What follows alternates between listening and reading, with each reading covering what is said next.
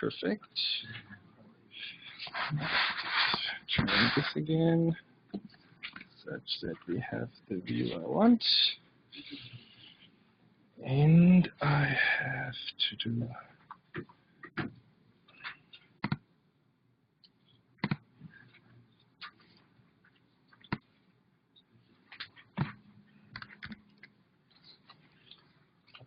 okay, let me see.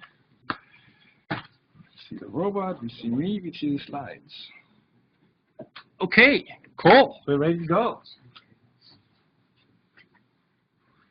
Let me just write this up here. 169, 2, 5, 4, 3, 7, 1, 8. So, welcome, there we go again, this time not remote and not on video. Oof, this thing is bright. What would I like to do? So I want to do two things. One is give you a moment to ask questions in case you didn't have a chance to do this for the last 1.5 weeks. So I just want to, for a tiny moment, repeat some of the main points of actually the linear control lectures, since I really care about those. And you will see some of that reflected in the next homework assignment, which will come soon. And then second, I just want to play with the NAO robot instead of being deadly serious. And that is kind of preparing you guys slowly for being able to play with that yourselves. It will happen hopefully in about 1 or 2 weeks from now. I have to get back to this idea of that you come in groups, not individuals. You not get a robot, each of you. Groups of 5, 6 people, so roughly that's what I need. If the groups become too small, we cannot run you through the labs. That is not possible. We don't have enough robots that everybody can just play individualistically. Have you guys put any thoughts on grouping? Not groupies, grouping. The spreadsheet is fabulous. I don't care about the spreadsheet in the end. I care only about the final result. All the logistics on the way, I don't care about the processes. I just care about the groups in front of me. And one person is going to be my point of contact. We call him or her a group manager. How about that? Not that you get anything extra for being a group manager. I'll just annoy the hell out of you if your group doesn't do what you want. Okay? I will send email to everybody again to make sure we get these groups together. Since I need these groups, since we will just say group 1 till 5 come next Tuesday or Tuesday in a week for 2 hours to the RTH 422 lab, and group 6 to 10 come another time. That's the kind of language I like to speak. I don't want to know who you are, what you are. No, not true. Just not on that level when it comes to this grouping and lab stuff. The idea is that you get one of those robots and get going on it. Now, the best thing, and I will tell you more about this, is to use your own laptop. One person hopefully has a laptop. Most people have hopefully one. And initially it can be Windows, Linux, or Mac OS X. Doesn't matter. All software is on the web. You can just download it and use it. It will be straightforward. Later on, we will prune it down and get rid of the evil empire, which is still Windows. Not sure whether it's still true anymore. At some point, it was Android or God knows what. Okay, good. So let me get going on just recap. God, my way, robot. Don't fall over that push you. Good. Yes. Beautiful. What I wanted to get across with linear control theory are a few things. Point 1, we have some generic equations, x dot equals f of x u potentially time, which is our system model of a robot. In particular, for linear control things, these things became x dot equals ax plus bu. And the process to get there was through linearization if it's a nonlinear system. Although the linearization, remember, this was what we did just 2 days ago, has to happen at a particular point. Otherwise, it makes no sense. So it's a linearization about a point. Often it's an equilibrium point if we want to do stability analysis. But in general, a Taylor series expansion is about a particular point. That's all it does. All right. we have these observation equations, and we haven't really spent any time on those so far, and we will do this later in life. They just model how we perceive the world. Basically, how our state gives rise to some kind of sensed variables or perceived variables. And sensing is a kind of raw process of getting something transformed into electrical signals or whatsoever. Perception is usually a process where you process the raw sensory signals to be more meaningful. It's a little bit philosophical, so you can choose what you want to do. But sensing is definitely correct. Perception, if you go in the world of psychology, you talk about perception, then the person will shoot you down if you just say, oh, I just got a raw pixel image value from some camera. And that actually gets in linear control. This will be something like, I see C times X plus D times U. We haven't talked about this yet. These are kind of the most generic things. Now, we talked a little bit about modeling. Today we had that silly little pendulum, which is super stupid, okay, but still quite valid in its generality. Mass, length, torque, gravity going down. Gravity is important. The exercise, basically, all these things on this very, very simple system. Now, why is this an interesting system in the end? It's boring. Not really. So every arm of the robot is a pendulum. Every link by itself is a little pendulum. So from just understanding the basic pendulum equations, you can actually often get some very basic insight about how individual joints are moving and what they should be doing. Now, so we went a little bit about modeling this for this system. First time, we did it in a more intuitive way. Then we put in some simple PD controllers. We looked at equilibrium points. It was very simple. We figured out that it's all not hard, but also not so trivial. Second round, linear control theory, we said, now we want to actually look at stability. So he put in, again, a PD controller into the system. Now we say we want to analyze a particular equilibrium point and see whether we can stabilize it with a particular controller. And again, we just use PD controls. We use more complicated controllers as time comes by. And the interesting thing is you can analyze it. You can analytically analyze it. You could actually analyze that pendulum for quite a while without even knowing which equilibrium point this thing is going to have. But then we also figured out if you put in a controller and you start discretizing the world, it was the last slide of last time. The moment you start time discretizing the world, you cannot just play with the gains of the PD controller arbitrarily anymore. You have to set them right, otherwise the system explodes. Despite there was a cool thing, you know, the arm is hanging down, it's totally happy. You put a controller on, you make it unstable. This is the dumbest thing in the universe you can just think of, you know. A goodly, nicely working system, how can you ruin it? By just adding a controller. That's the plague of control theory. You can all the time screw up a perfectly working system by just adding the wrong controller to the system. This is why all this the story about controls, linear control, nonlinear control, stability theory, modeling, all these things matter. And then if you make a little robot like this to work, or even a bigger robot, but this is quite an amazing humanoid robot. It has pretty much everything what a normal robot has, even if it's bigger. Just is not as capable because of the plastic machine. But it's quite an amazing little thing. If you want to make this thing work properly, do something properly, it takes some work. In the end, what I'm hoping what I get you to do is that you will program something that it stands and balances on one foot. We'll see whether you can manage this. The good thing is it has big feet. It's much easier than doing it with your tiny little feet. If all of you have tiny feet in comparison to your body size. All right. So this is kind of linear control theory. It's the most fundamental foundation of everything which comes afterwards of control.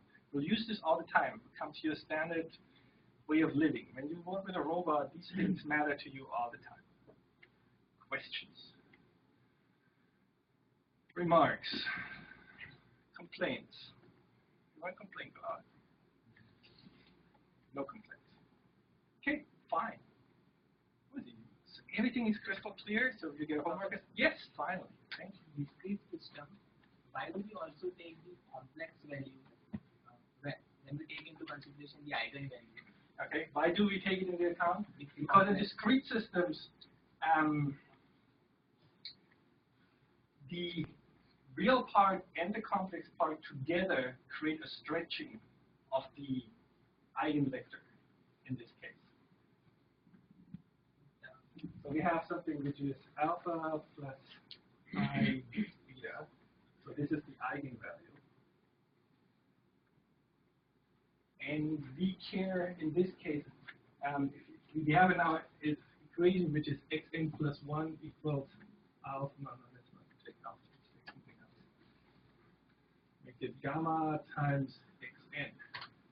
And we care now basically how much the system basically changes the vector length of the eigenvalue over time. For that, we have to take both components into account, the positive and the rotation point. But in the continuous system, In the continuous system, we only care about this. The rotation part is just the rotation. It's not getting any stretching. Here it does. why doesn't it have the value? We could try it out. We could try it out. Want to try it out? Just go into MATLAB, create a discrete system like this, and then basically create something which has a complex eigenvalue and see what it does. Very simple little trick. And see what happens to it. You will see that in this case it will actually basically stretch the vector in an appropriate way.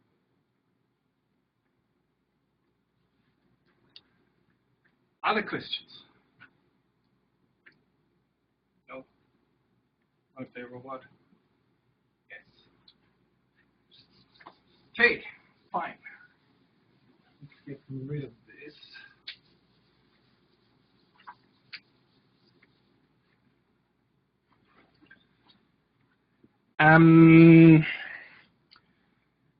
The NAO robot. So I basically stole slides. I did not create those slides since there's plenty of slides on the web, so it's much easier for me.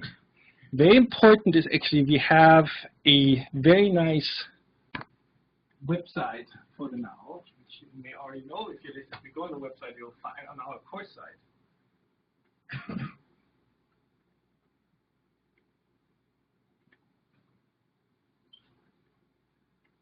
We go now. Okay.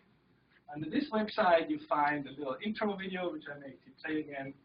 You find documentation. You find the latest software for Linux, Macs, and Microsoft. And if you go to the individual robots, so we have 10 robots. Okay, we called them all French names. We have 5 girls, 5 boys. This here is Jean. Okay, not that the thing knows how to pronounce itself. Well, we'll see when it wakes up. Calls himself Jean, but fine. And if you look at the website, actually, this is a wiki. You find every robot, you find a document, and you find also license numbers for software. In particular, you will see in a moment there's something which is Choreographe. This is French, and means, well, you can basically create motion out of that. And this is what we're going to use just to start with, since it's a nice little play tool, which makes things very easy and very happy-go-lucky. You can do things relatively quickly with that. For that, you need a license number. When you download it, you find the license number on our web page. It's 10 different license numbers. I don't care about which one you use. I don't think there's anybody who really watches how many of we use. Okay? Now, up. Hello, I'm Jean. You think My it's a girl? internet address is Your boy. 192.168.2.5. My battery is fully charged. What number did you use now? Shit. Hello, I'm Jean. My internet address is 192.168.2.5. My battery is fully charged. So good. So that is just a little thing. The moment you start off, it says only GNUC. I have no idea what that is. Nobody has explained that to me, but it tells you the IP number. That is basically the IP number on the network it gets. This thing is programmed to go, in our lab, it goes automatically on our local network, so it's fine. You don't have to worry about this when you're over there.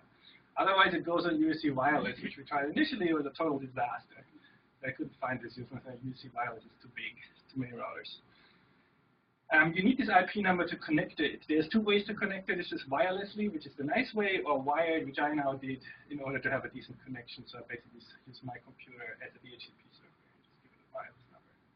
And that's what it's doing. Change and just giving it a number all the time. Okay, so let's look a little bit through the NAO slides, which I don't know so much either, but we'll figure them out together, I guess. I know the NAO at least a little bit. So, once upon a time, the NAO is a French robot. That's why they all have French names. We have to honor the French somehow. And it was founded in 2005, European company based in Paris, which is really nice. In case you want to work in Paris, that might be an employer. The idea was essentially to create a small-scale humanoid robot which can be used in various ways. The biggest thing what they want to do is to do personal assistance, but not with this little guy. The little guy is just the first step. And this is really becoming one of the most popular research and education platforms on small scales. It's particularly used a lot in robot soccer. So you can find these little things looking around. You can look at this on YouTube and see how much you like it. This must be older slides. By now, they sold at least a couple of thousand of those robots. The robots change in color over time. That shows you a little bit which version it's using. This is an older version. I think this is about a couple of years old. This is the latest version, I believe, unless they've changed color again.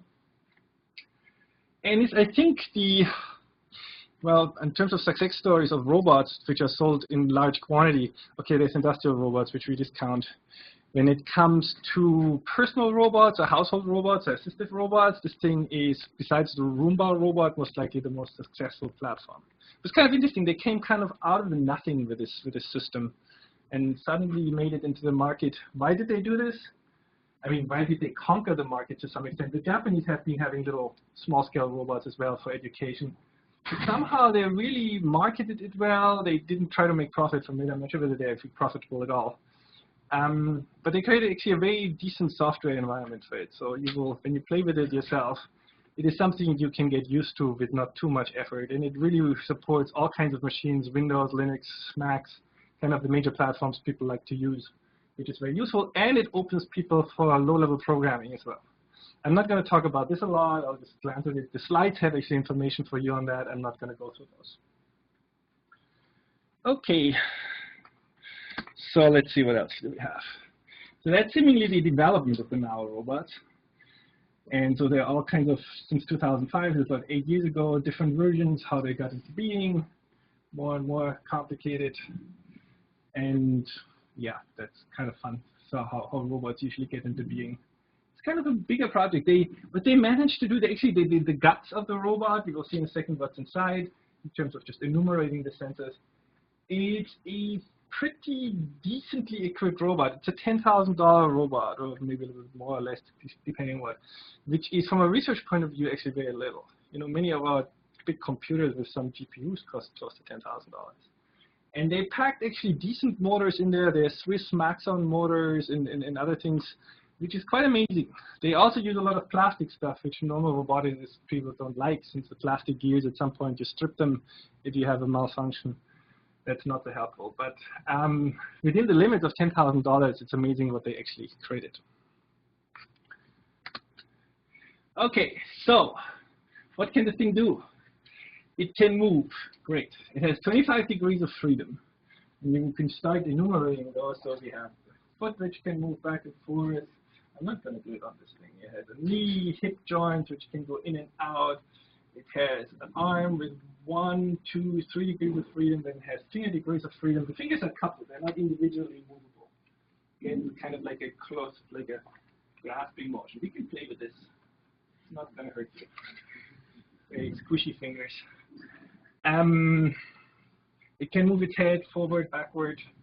I mean, it can turn it, it can nod. Can move its body forward, back and forth. I think it's roughly the degrees of freedom. Again, if you look at the web page, and also you will see this in the software interface. The software interface is nice because it visualizes and you can click on degrees of freedom and you know what they are. Okay, so this is kind of the core thing. What I mentioned, they use really good Maxim motors are Swiss motors. Swiss equals good and expensive. So they must have gotten a good price from the Swiss. But normally, so I have this one example in my life. I once built a little robot, and I had basically a choice. So how expensive should this be? I had 4 motors to put inside, so I went for US Pitman motors, which were $80. The equivalent from Switzerland would have been 4 times more expensive, $400. And the difference is essentially, in the first half year of working with the motors, US motors would have been as nice maybe as the Swiss motors, but then wear and tear sets in, and the Swiss motors will be way better. So there's gearboxes, there's the quality of the motors, and certain things cost just money, and you can do nothing about it. It has 2 cameras. Guess where are the cameras? Isn't that fun? Eyes? That's what I would think too, but no, sorry. One is here in the mouth, and I think one is up there. Kind of weird. It has 4 microphones, so I don't even know where the microphones are. Most likely one is up here. It could be that there's some in the ears. I have no idea. 2 bumpers. The bumpers are down here. These are kind of these little orange things. So if you hit against those, you will figure this out. 2 sonars. The sonars are here in the chest, so basically a proximity sensors. There's actually quite a lot of sensing in that little thing. 8 FSRs. What should FSR stand for? Let's see. It has basically touch sensors on the head. Actually, there's 3 sensors which give you different sensations, whether you're touching it on the front, in the middle, or on the back of the head. We'll play with this stuff. The whole idea today is playing. Okay. 1 DCM. These are most likely these are the foot sensors, I would assume. These are the foot sensors which measure where basically the forces are at the foot. We'll get back to that. But when we use this thing, we'll learn more about it. There are certain things I don't know by heart either. We just have these robots for about 1.5 years, and we're just starting to use them now for teaching as well. Okay, this is old by now. There's an atom processor in there. The others, I have 2 sets of slides connected to each other. I think the second set is a little bit more up to date. And it has much more memory by now. I think it has 1 gigabyte in there, 2 gigabytes flash. Then it has a software suite which comes with that, and this is what you can download from our website. What else do we have? 2 loudspeakers, multiple LEDs, tactile sensors. Okay, these are the tactile sensors here on the head. Prehensile hands, that means they can close. Infrared sensors. Where are the infrared sensors? These are the eyes of the infrared sensors? Okay, eyes are infrared sensors. And Wi-Fi connection. So, okay, this is an older slide. This is a couple of years old, but it still captures the main things, I hope. Good. This is just a picture from the inside. It's kind of cool to see that. So this is actually borrowed from the gentleman who's been giving kind of PR talks for the NAO robot. So yeah, I cannot tell you too much about it. There's basically an onboard computer. You can swap out the computer when it breaks, about $1,000, $1,500. It's not the worst thing. It can overheat. When the thing tells you I'm getting hot, it means it's getting hot. Maybe it's time. Give it a break. It has lots of LEDs, so these eyes and the ears have colors. Kind of interesting. I think it has the speakers actually in the ears. The opposite of what you would think you should be doing. Magnetic rotary encoders and motor controllers. So this is just to give you pictures. We'll talk a little bit more about details. You see gears, force sensing. There's some stupid gears. I'm not sure whether they're plastic gears. Well, most of them are most likely plastic. Plastic is good because, well, fine. If you get an overload, the gear breaks and you swap it out. Plastic is bad because if you give it an overload, it breaks and you have to swap it out. So kind of mixed blessings. So you don't break too much down the road, but you still have to do things. And plastic stuff wears out over time. So it runs basically 1 computer on board, and essentially this can do a certain level of computation directly. It has the fastest access to the sensors and the fastest access to the motors. And if you want to do more complicated things, you have to route it wirelessly or wired, usually wirelessly off-board, and then do computations there and send it back. The software they provide is essentially giving you these 2 modes that you can either write software on your host computer and then basically have some protocol which sends messages back and forth and to get stuff from the robot and send things to the robot. Or you can basically write your program, cross-compile it, and put it on the robot's head. Then within the limits of that little head, there's not too much which fits in there. Good. Our software suite. OK, so this is essentially what they offer as software. Very important. There's a software development kit. This is really nice. It's in C++. It also comes, I think, in Python, a version of it. It's really nice. It's a very nicely, yes. So it doesn't have any HRS. HRS. Does it have interaction system? Say again? IMU. IMU. Yeah. I don't think it has an IMU, from what I know. But we'll figure it out at the run of the course. At some point when we have all the interface stuff going, we'll figure it out, whether we can find some IMU data. But I don't think it has. But we can look it up in a second. We go to the manual to the latest version of this thing. It's just you said about downs. Yes, it basically, I'm not sure whether they use IMU. They usually assume that your feet are flat on the ground. And from that, actually, they get some pressure sensors which tell you essentially where each foot is and where the center of mass is. And the center of pressure in this case, which is in a slow robot the same as the center of mass. Yeah, so this SDK is one thing which matters. The other thing, which is choreography, this is the other thing which matters. This is what you're going to use initially, and then if everything works out, we'll provide you, with the help of the SDK, a more bare-bone connection to the robot, which allows us to program it in a more normal robotics way. This is more of a, you will see, a graphical way, which is kind of nice, but it's kind of fooling you about the details about what it takes to program a robot. The simulator is, whatever, it's not so great. This monitor thing, I think they got rid of recently. Okay, what else? Many possible ways to access NAO QI. I'm not sure what the NAO QI stands for, but that's essentially that kind of software thing which is running on the NAO. And so choreography is this kind of graphics interface. Then Python and URBI are ways to connect C++ and .NET. I don't know what this is, some Windows thing. I have no clue about Windows, never want to learn about it. Okay, and you see which things are supported: Linux, Windows, Macs. So this is Windows exclusively. And they usually try to protect the robot, that you cannot really go and mess around with the very lowest level of the robot controllers, but there's actually a whole bunch of RoboCup groups which have circumvented that, let's put it this way, which also circumvents any form of warranty. But now people are fine with that. They just say, well, do what you want, just your warranty is gone. So here's some pictures of RoboCup. We could look it up on YouTube. Maybe we have time to look through this. I'm not sure how much time we have. I just want to really play with a real robot than showing you videos.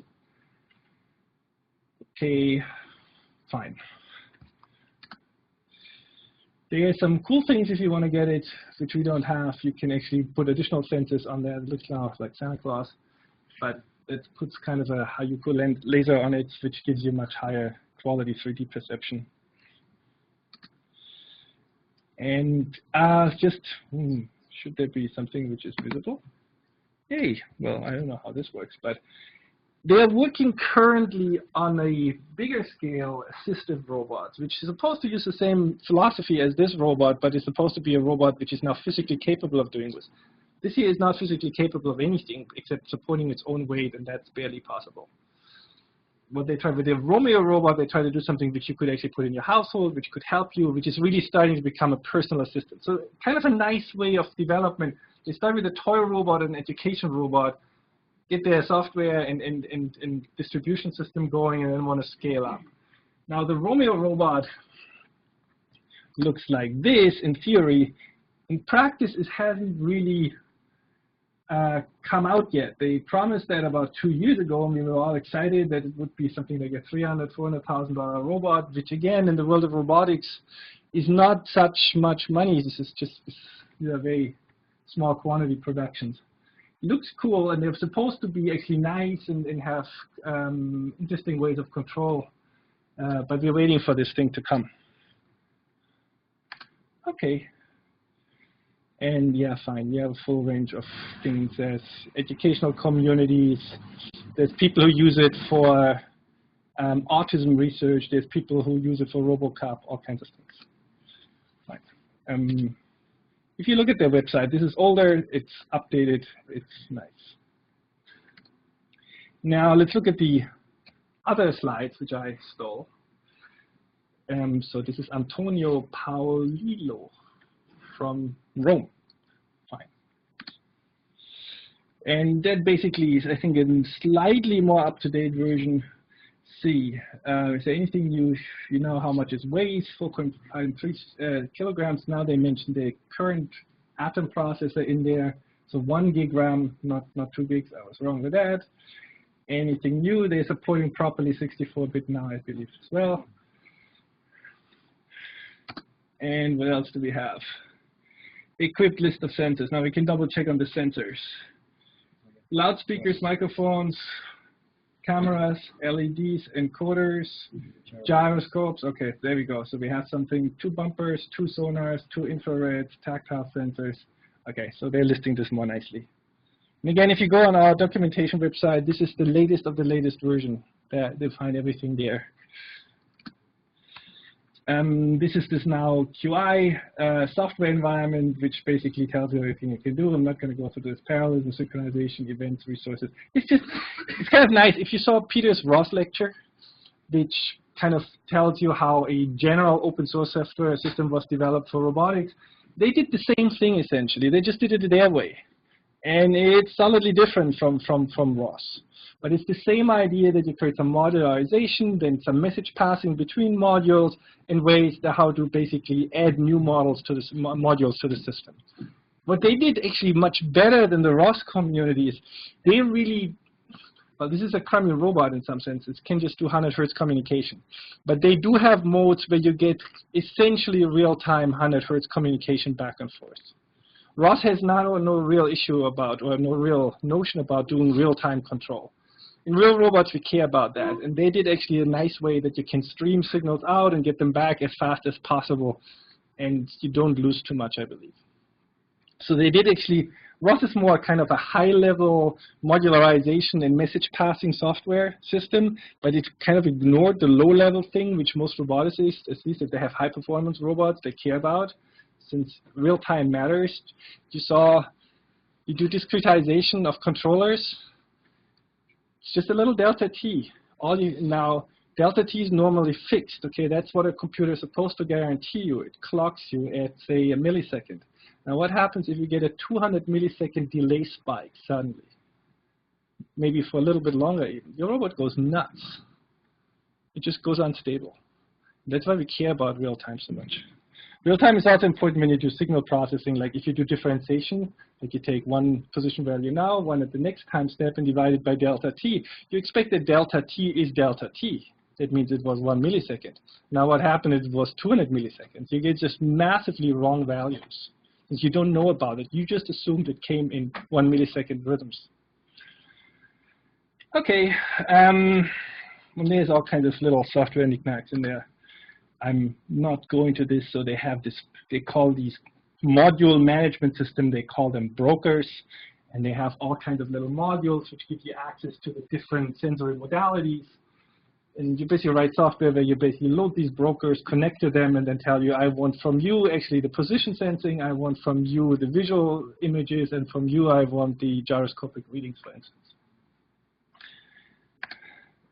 I'm not going to go through this. This is, you can look this up. We don't need that. It's just basically background information if you want to compare that to Ross.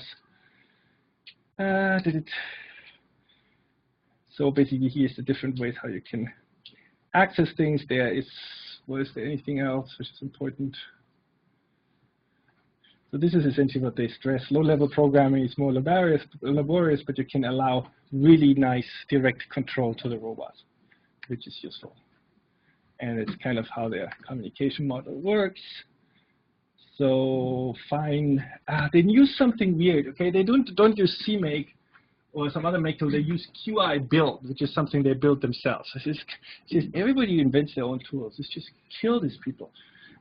So Ross has their own thing now that's called Captain, the latest version of it, which they use in order to wrap CMake. Now CMake is actually pretty okay from my point of view. Why do you need to wrap it again? But good, fine. people do that. With QI build, you can download it, install it, and then it builds things somehow more nicely, and it creates some kind of a meta language to CMake, which I find if it has to be, maybe it has to be.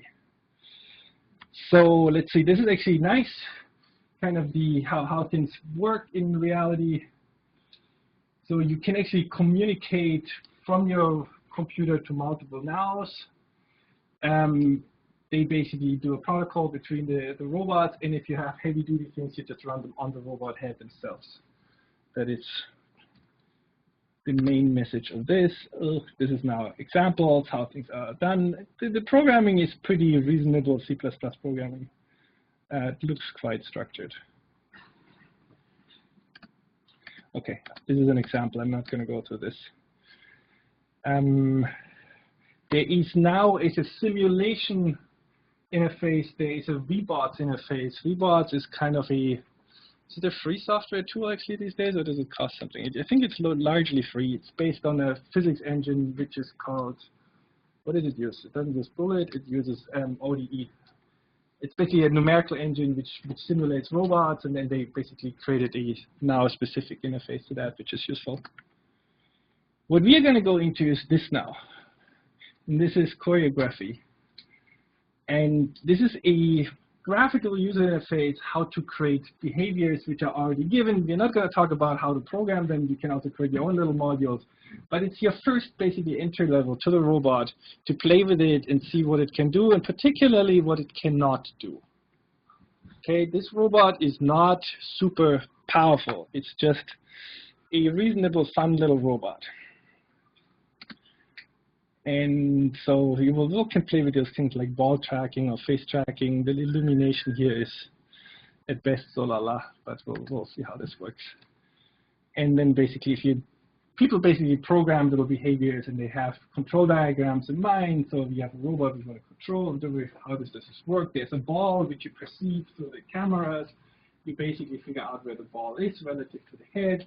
And you have to do some image and post-processing, tracking of the ball. You figure out where the ball is.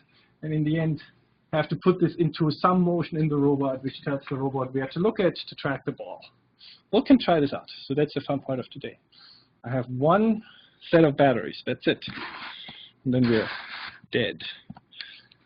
OK.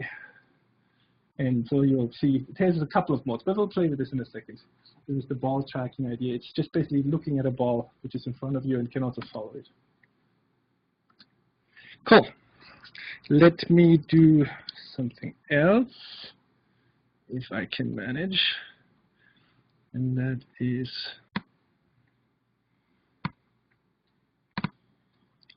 just don't want that.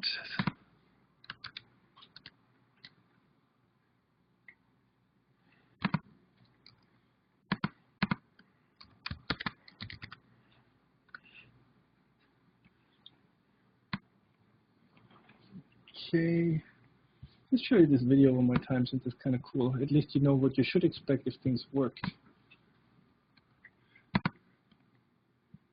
And I just need to move this window over. Okay, I'm incapable of doing that? Not really.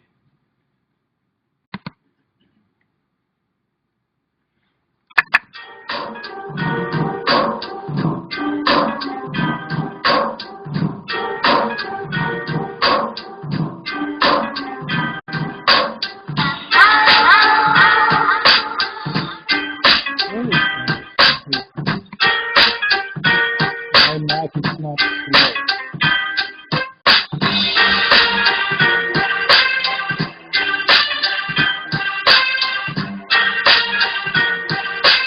So there's some face tracking at the moment.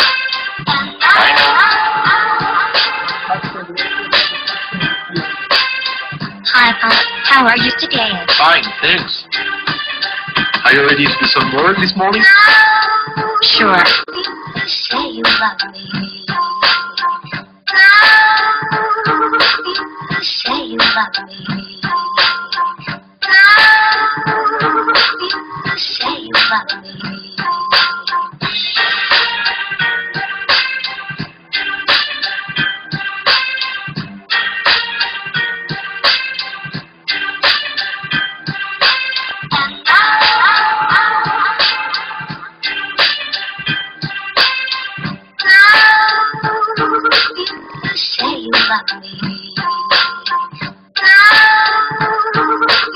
Catch it.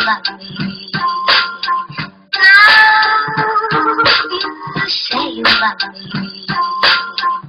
Too easy, my friend.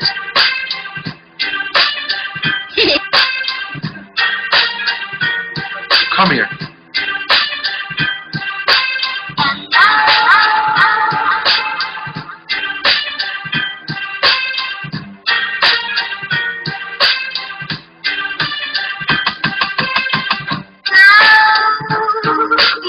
Say you love me. Say you love me. Say you love me. Try again. That's not really funny.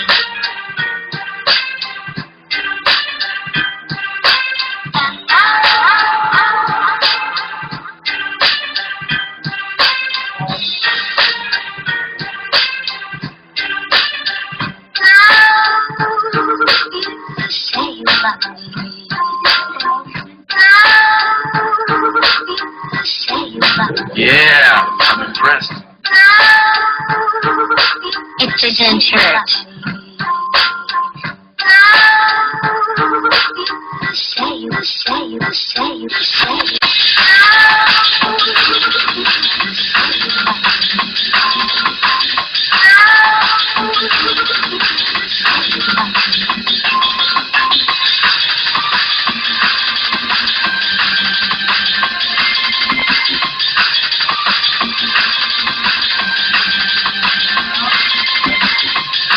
Ramping up the expectations to infinity. And now we're going to go to reality. Let's go. Okay, so I need to get this thing over to this screen. See if this works on a day like this.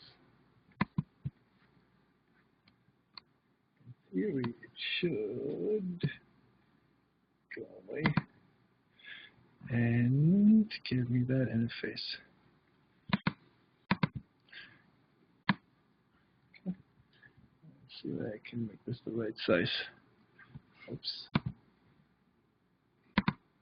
Oh, that's useful. Just went back to the other screen. Please don't do this to me. Okay, let me do this differently. Make this a tiny little window. Push it over here. And then make it a bigger window there.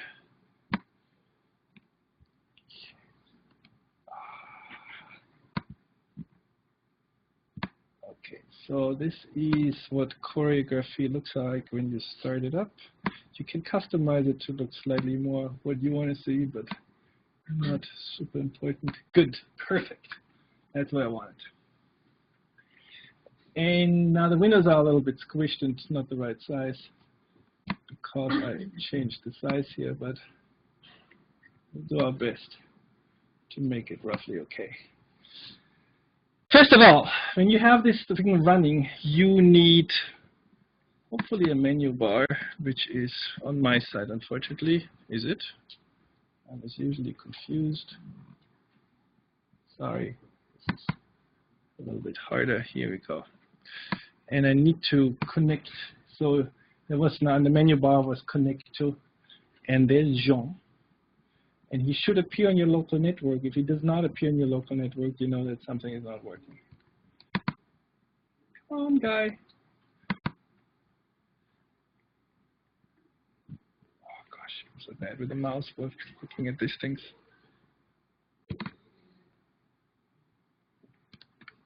Come on. Yay! And that's you.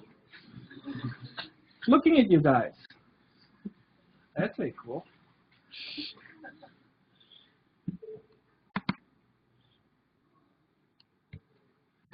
And this, basically you can look at the robot a little bit. Let's see what we can do to get started. How much time do we have? Okay, let's do simple things. So how this is actually a mode where you can play with the robot, but I'm not gonna do this too much right now. But we can do the robot, tell the robot something nice. We can tell it to stand up. Maybe this works. There's some ready to go behaviors. what matters is that you turn the motors on. And this is done now. And now the motors are on. Before, when this thing was green, this button up here, it would not be moving. Now, in theory, when I tell it to stand up, it may either do it or not.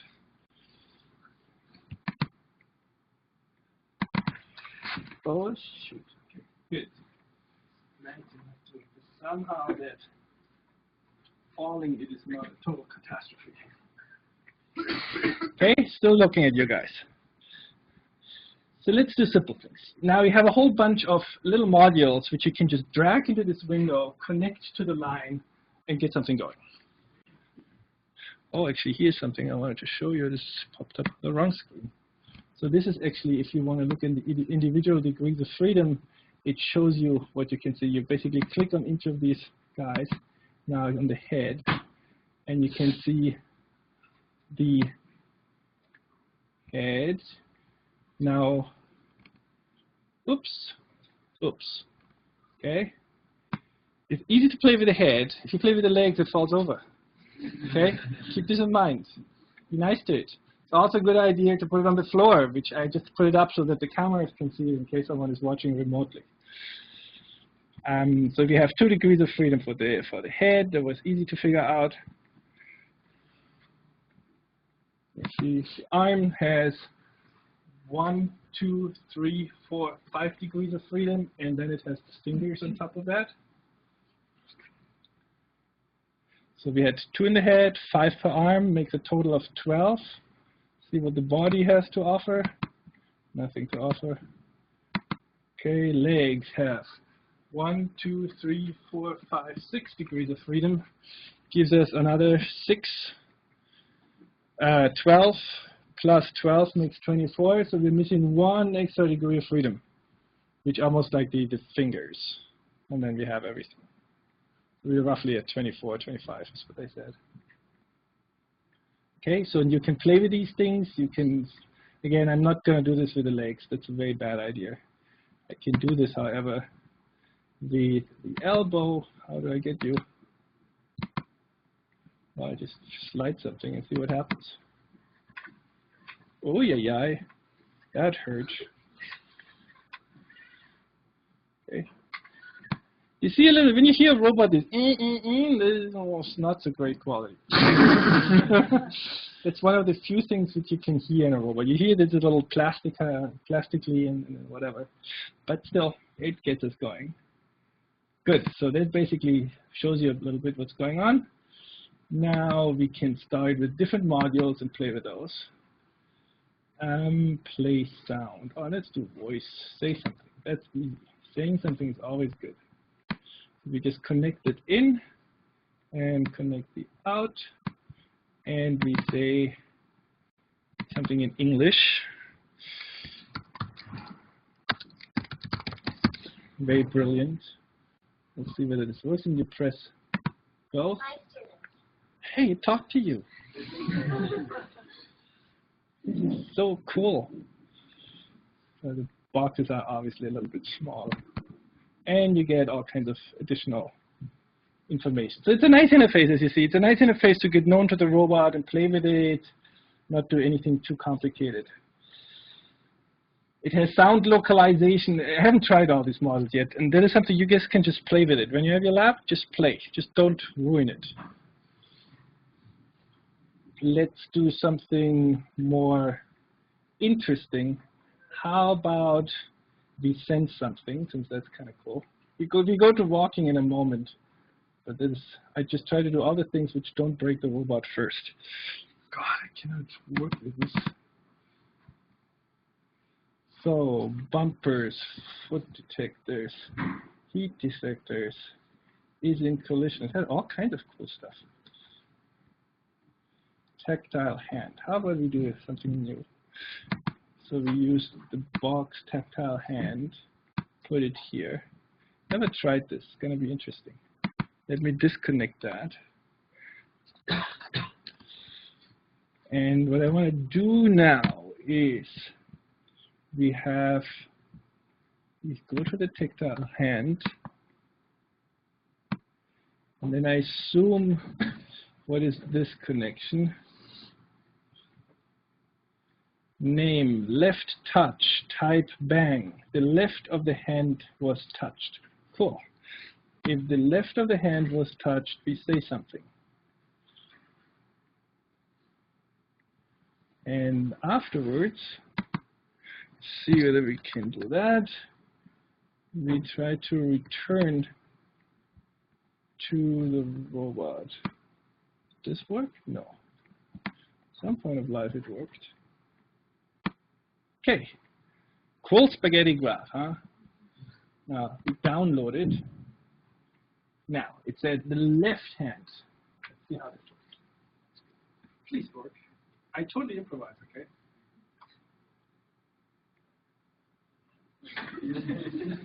Okay. Hi, students. Aha. I have to squeeze a little harder, okay? I'm a gentle guy. That's what you do. You first squish soft and gently. That's what you do with your friends and spouses and whatever, you know? Squish gently first. Now, how did this work? Doesn't work again. Maybe my programming sucks. Okay, fine. Where are we stuck? There. I thought we'd go multiple times. Oh, okay, you see actually the green light. Ah, I'm touching the, sorry, I don't know how to touch you. So you can actually see the green light on this icon with what part I'm touching. And I'm just learning about this. Hi, students. Ah, so there's Hi, it. students. Okay, it's a sensor which is up here, not the orange thing. I'm just too much in the colors. Hi, students. The lower one is here. Hi, students. Upper one here is somewhere there. Hi, students. Okay, now Hi, students. now it is stop. Okay, this is something for you to figure out. Okay. I could do the same thing with the head now, but see, there's 3 different touch sensors as well. We do this drawing as well. It's kind of fun. Good. So we did a little bit of sensing. What else do we do? Now, okay, let's get rid of all this mess. Boing. Boing. Boing. So on the website, it tells you to do something. If you want to figure out whether the robot is working or not, there's actually a complete motor behavior. Sensing, moving, animations, dances. It's relatively safe. It's a Tai Chi dance. Now I have to basically take care of my robot. It works the best on a slippery surface. It may work on this carpet. And I will try to assist the robot from not dying in case something goes wrong. And off we go.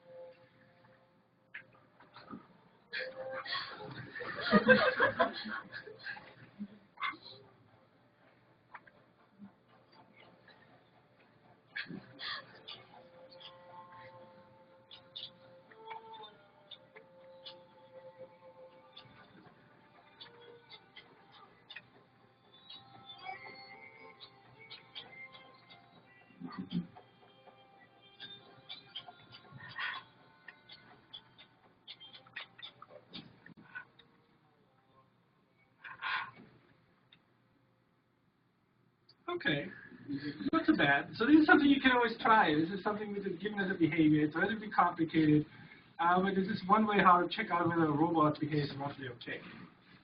And it did a good job. Well done. See, what else can we do with this? Let's make this more interesting. Tai Chi, we've done. Let's get rid of this. And how about we just do something simple? We sit down, and then we stand up. That's kind of cool. Okay, I failed to operate the mouse. Actually, what are the two outputs? Success.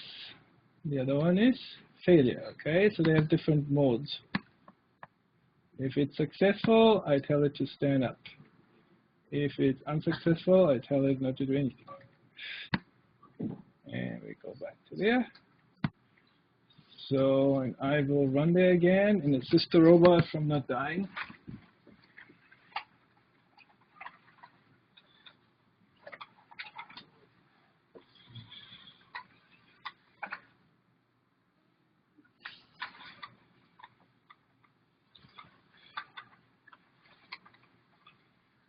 I don't want you to fall off the table. It will really inappropriate. Okay. Well done. So you see, actually, it uses a lot of sliding of the feet across the ground. So if you have too much friction with it, it will just fall. So high cockpit will most likely not work very well. Now, let's do the next thing. We have to do some walk. I want this to be in the cameras at least. So then this is our walking pattern. There we go. See how that works. Get rid of this. Now you can obviously see, you can create chains of that. I don't have as much screen space to do that properly. And you could put things together and create more complicated behavior where you have to put in the logic, what happens after the correct or bad thing. So move 2. Move 2 is pretty straightforward. Go there. Go there. Okay, sometimes you double-click this behavior. Do I get a window? Yes, sorry, it's on the wrong screen. And then you get a window, what you actually get is that script, which, I didn't want that there at all. Can I put this away? Yeah. And then you have, if you want to change the behavior, you have to click on the little tool which you see there. So right now, it basically is going to move to 20 centimeters. It's using standard units, not inches, forward. Let's be a little bit more aggressive. Oh no, 6 meters. Holy macaroni. Okay, 1 meter. I'm willing to tolerate. It doesn't go to the side. It doesn't turn. Secure move. Stop if obstacle. Sure, let's do that. Secure distance is 40 centimeters. Auto update parameters are more. Okay, good. Yeah, let's do it. Yeah. Did I do anything? No, I forgot to press the button. Fine, I'm getting nervous. Happens to the best of us. Okay, go. Did I do something? Did I download it? What am I doing at all? Okay, fine, instead of panicking.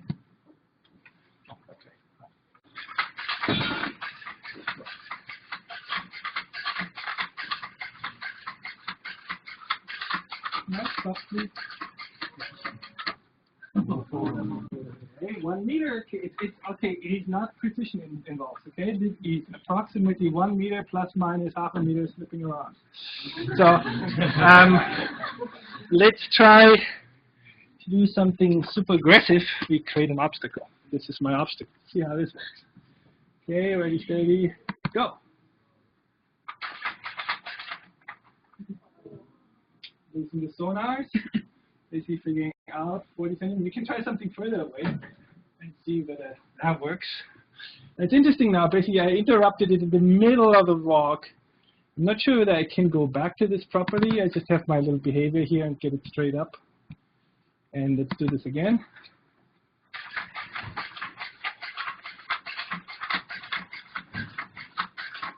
Oh, beautiful, 40 centimeters. It's nice. The French just know how to do it. Okay. Cool. So that was nice. Let's do something else. So you see, you're going to have fun for 2 hours or something like that. It's not going to be too bad. Let's do trackers. So we go increasingly a little bit more complicated. Although the walking behavior is fairly complicated. And getting this to go relatively reliable on this little robot is not so trivial. So let's do some simple sound tracker. to start going, since that's something which usually works and does not depend on lighting conditions too much. So see what this does. Do we need to do anything? Threshold to be sure of the location, 50%. Auto update, good. How about it? Now, it should not move its body at all, from what I understand. Now,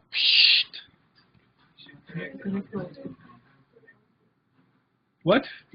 Yeah, the second connection. Oh, the second thing. This may actually be irrelevant, but practically fine. Hello? No, not. I'm. Someone, one person say something. Hello. Do something like clap. Now.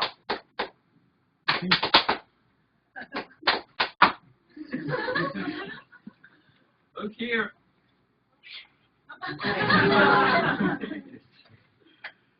Hey now. Hello. Okay, now you're confused. Yep. No. Here. So far for sound localization. Can you come down here? Hello. Now. Jean. No, maybe it's Jean. Find look here.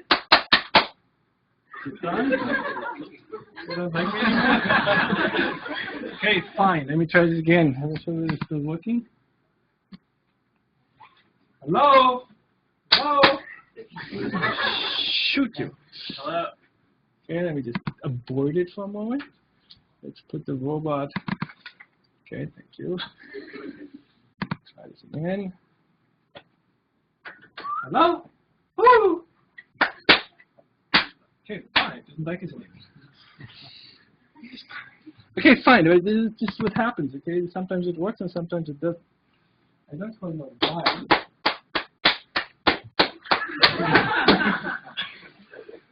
I should not record that lecture. It's really embarrassing. Good, fine. That behavior sometimes works and it doesn't. So don't be surprised if things are not perfect. Now, walk tracker. Let me see, we can do movement tracker. There's a little bit, the walking I do last before we go, since I may just fall. So let's see what we can track here in terms of movements. We can movement tracker, so this is just a person moving in front of the robot, I believe. See how this works. Oh, yep, here, me. Yeah, that's me. Yeah, that's very polite. Always make eye contact, otherwise you'll never get a friend. Okay, so you can try yourself. I'm sure you just don't stop looking at me. Look somewhere else. Go up, look there. Come on, wave. You guys in the front row. First, you need to get the camera doesn't only have a small range of motion, so if you're too far to the side, you're not going to have a. I'm going to guide the robot to you, and then run away. It likes you.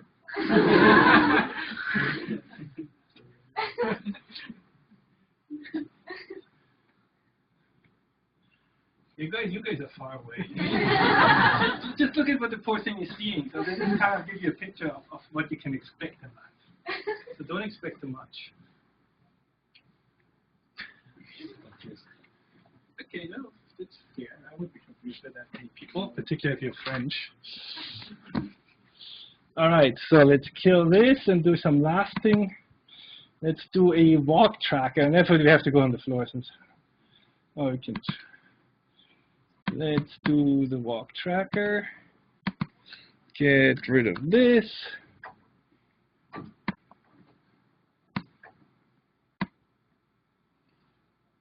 What is actually this here doing? Found target. Oh, we're doing found target. Thickness and it starts tracking. Okay, and what is this here? It's actually useful to know what it's doing. Sensing sound, play sound, where's voice? So if we find something, how about we say something? It just says hello, I guess.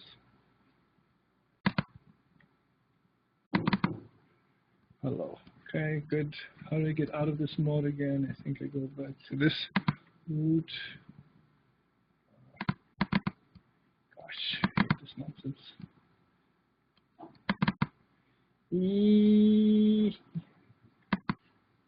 There's a way how to get out of this mode. Here we go. So it says something, and then if it says something, it reconnects to this mode. And I have no idea what's going to happen now.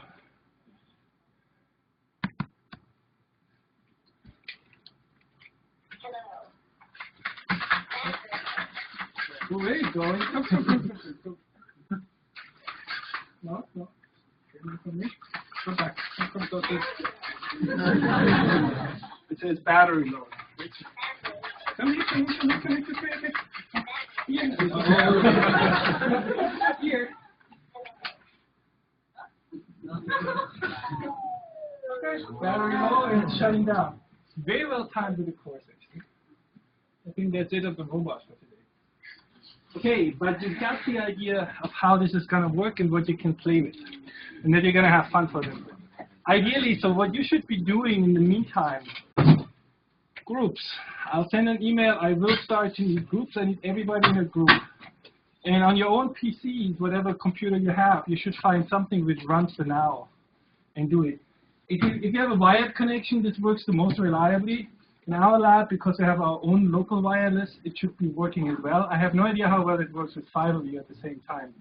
But many of you might be able to do the same thing. You just basically make your computer a DHCP server and plug with an Ethernet line the robot in. And then you have very fast download speed and very good communication without the wireless mess of the universe. Otherwise, I'll see you on Tuesday, fresh and alert. Bye.